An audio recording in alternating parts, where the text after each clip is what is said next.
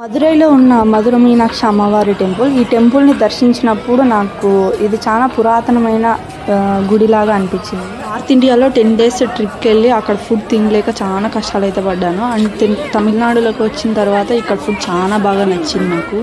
North ఇండియాలో food సహకరించలేదు, వాతావరణం చాలా బాగా సహకరించింది. అండ్ ఇక్కడ సౌత్ ఇండియాలో ఫుడ్ చాలా బాగుంది, బట్ ఉడుకు అనమాట, చాలా అసలు ఉండలేకపోయాము మేము. లిటరలీ బట్టలన్నీ తడిచిపోయాయి మాకు. అండ్ మాకు ఒకటి అనిపించింది, తమిళనాడులో అందుకేనేమో చాలా మంది నల్లగా ఉంటారు అని కూడా. తమిళనాడుకి వచ్చిన తర్వాత నేను చాలా నల్లగా అయ్యాను. అండ్ ధనుష్కోటి బీచ్కి వెళ్ళినాక ఇంకా చాలా నల్లగా అయిపోయాను అనమాట. అయితే ఏమైంది, మా ట్రిప్ అయితే చాలా సక్సెస్ఫుల్గా కంప్లీట్ అయ్యింది.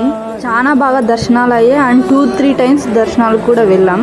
మెయిన్ విషయం, మా ట్రిప్ అంతా కూడా బడ్జెట్ ఫ్రెండ్లీలో అయిపోయింది అనమాట. వీడియోస్ అన్నీ 1 year బ్యాక్ వీడియోస్ ఇప్పుడు అప్లోడ్ చేస్తున్నాను. మళ్ళీ ఇంకా లైఫ్లో ఎప్పుడు ఇంత లాంగ్ ట్రిప్ వేయలేము అని, మళ్ళీ ఎప్పుడు అంత దూరం ట్రిప్పులు మనం వేయలేము కదా. Don't forget to subscribe my channel Hema Lokesh official.